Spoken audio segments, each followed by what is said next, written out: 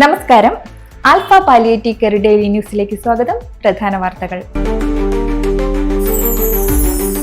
Manappuram finance managing ഡയറക്ടറും ആൽഫയുടെ chief പാർട്ണറുമായ Shri VP. നന്ദകുമാറിന്റെ പിതാവ് മണപ്പുറം ഫിനാൻസ് സ്ഥാപകൻ ശ്രീ വി.സി. പത്മനാഭന്റെ ഓർമ്മദിനമായ ഇന്ന് ആൽഫ ഉപാസനയിൽ പ്രാർത്ഥന നടത്തി.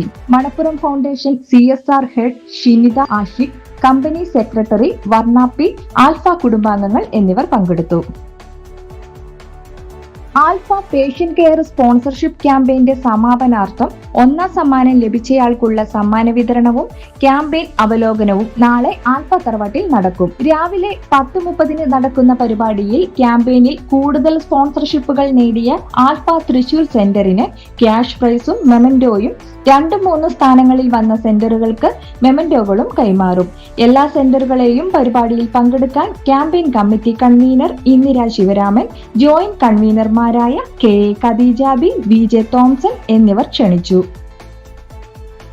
Alpha Kochi centre president Subaida Raheem എല്ലാ മാസവും സ്പോൺസർ ചെയ്യുന്ന പലവ്യഞ്ജന കിറ്റുകൾ സെന്ററിന്റെ പരിചരണത്തിലുള്ളവർക്ക് ഈ മാസവും എത്തിച്ചു നൽകി. 20 പലവ്യഞ്ജന കിറ്റുകളാണ് തെരഞ്ഞെടുത്ത അർഹരായ രോഗികളുടെ വീടുകളിൽ എത്തിച്ചു നൽകുന്നത്.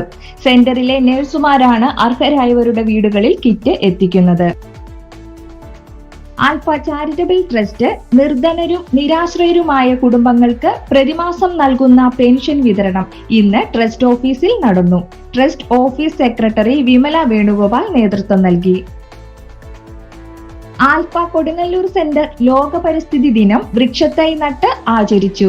സെന്റർ പുതുതായി നിർമ്മിക്കുന്ന ഹോസ്പീസിന്റെ സമീപത്ത് നടന്ന ചടങ്ങിൽ പ്രസിഡന്റ് കെ ഖദീജ ബിയാണ് ഫലവൃക്ഷത്തൈ നട്ട് തുടക്കം കുറിച്ചത്. കാലാവസ്ഥാ വ്യതിയാനം മൂലം പ്രകൃതിയിലുണ്ടാകുന്ന അപകടകരമായ സ്ഥിതിവിശേഷത്തെ പ്രതിരോധിക്കാൻ പ്രകൃതിയെ സംരക്ഷിക്കേണ്ടത് നമ്മുടെ ഓരോരുത്തരുടെയും കടമയാണെന്ന് പ്രസിഡന്റ് വൃക്ഷത്തൈ നട്ടുകൊണ്ട് പറഞ്ഞു. Secretary CS Thilakan, executive committee അംഗങ്ങളായ കരീം വേണാട്ട്, KK താഹ, ഇക്ബാൽ, ഷക്കീല, സ്റ്റാഫ് അംഗങ്ങൾ എന്നിവർ സംബന്ധിച്ചു. ഇതോടെ ഇന്നത്തെ വാർത്തകൾ അവസാനിക്കുന്നു. ജയ് ഹിന്ദ്.